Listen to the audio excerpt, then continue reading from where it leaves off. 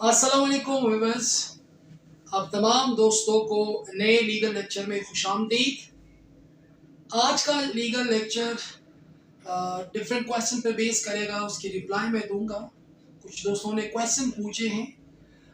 Number one सवाल पूछा गया है, क्या कोई स्टाम्प पेपर की वो एक्सपायर होता है या उसकी तारीख मियाद ख़त्म हो सकती है?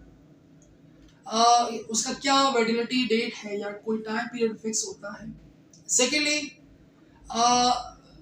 स्टाम्प पेपर पे किया हुआ मुआहिदा फरीक अव्वल और फरीक द्वैम जब मुआहिदा करते हैं किसी भी बाबत, वो सेल एंड परचेज मुआहिदा हो सकता है, क्या उसकी कोई एक्सपायरी होती है?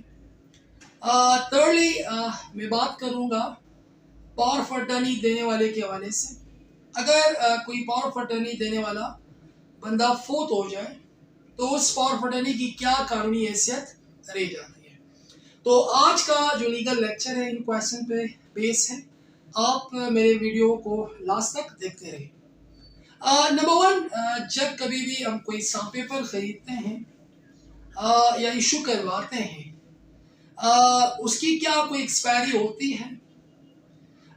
एज पर द लॉ जो एक्ट इसको डील करता है, stamp paper act 1898 state away defines that कि कोई भी स्टाम्प पेपर जब आप लेते हैं, फॉर एग्जाम्पल अगर वो विद इन 6 मंथ आप यूज नहीं करते हैं, वो आप अपने पास रखते हैं, so that stamp paper can be return.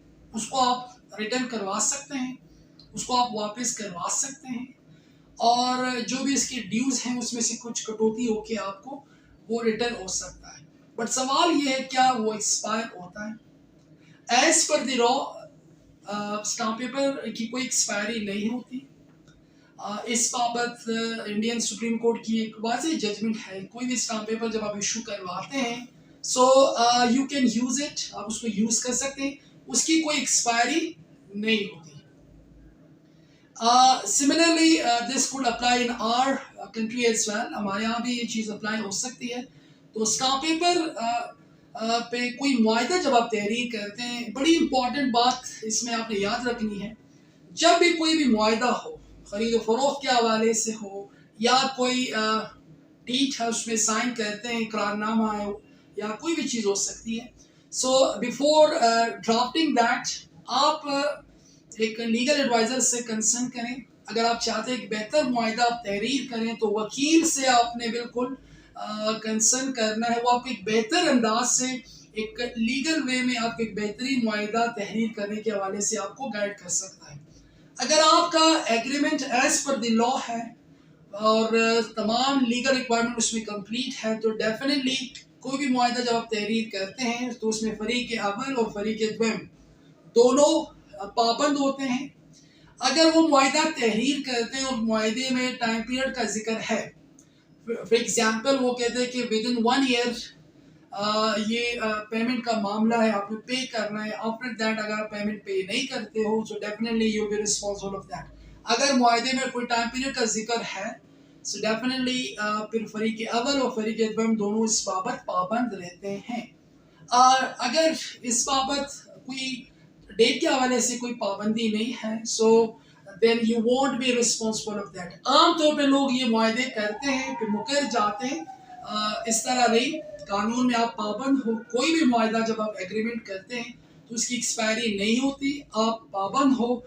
जो भी आपने एग्रीमेंट साइन किया है स्टाम्प पेपर पे, फरीक अव्वल और फरीक द्वैम दोनों इस बाबत पाबंद हैं। अगर कोई भी फरीक उसको फॉलो नहीं करता सो डेफिनेटली अदालत में उसके खिलाफ कार्रवाई हो सकती है।